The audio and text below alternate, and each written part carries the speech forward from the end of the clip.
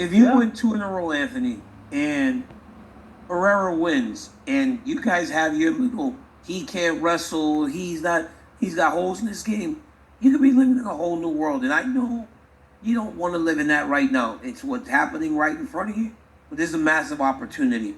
For you, do you buy it? Do you buy it when you watch Ulberg?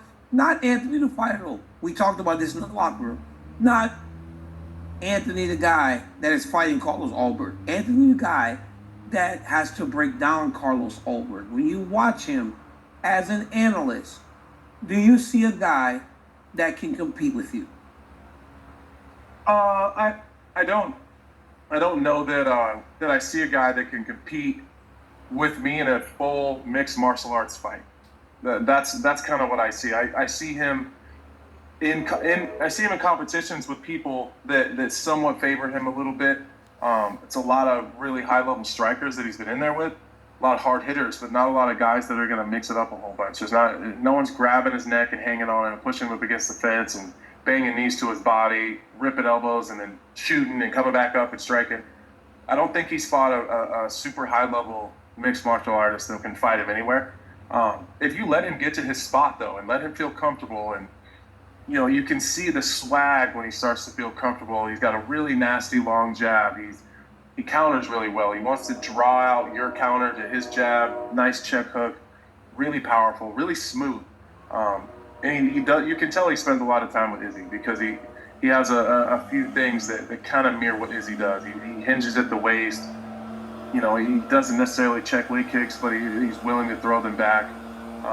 I think he's good. I think he's really good. I think he's good when he's in the spot that he wants to be. We've seen him before get a little. He doesn't. Up to this point, I don't know that he's changed it, but up to this point, we haven't seen him really thrive and swim well in deep water. We've seen the loss with Kennedy and Zechiku where he was kind of running Kennedy over. And you can see that young guy thing start to happen where I'm doing everything that I'm supposed to do. Everything is landing. I'm not supposed to still be here. And then you can see him start to break a little bit, and then he withers and gets a little bit tired. At this weight class, if you're not really focused on managing your output and knowing when to go and knowing when to kind of take a step back a little bit, we're too big. You're going to wear yourself out. Especially as a striker. There's nowhere to hide.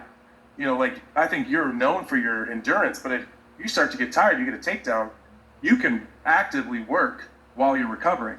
There's really not that many spots to do that while you're on your feet. So I think his skill set when he's at his best is as good as anybody in the world in that one spot. Everywhere else, I think we're gonna find out. But if he has a hole, I'll find it and I'll drive a truck through it.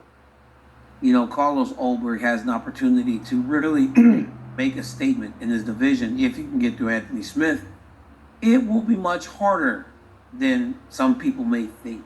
Guys, UFC 303 has now changed, but now maybe we don't have Conor McGregor, but the fight card itself is still tremendous with the new title fight, with Ortega versus Lopez, with Smith versus Ulberg, and all the rest of the fights in the card. It is still going to be a great international fight week. Sometimes the best plans don't work out, but the thing that replaces it is just as good. I know we might long for the Conor McGregor that we used to see back in 2015, 16, 17, but that guy's not here anymore. So now we get guys that are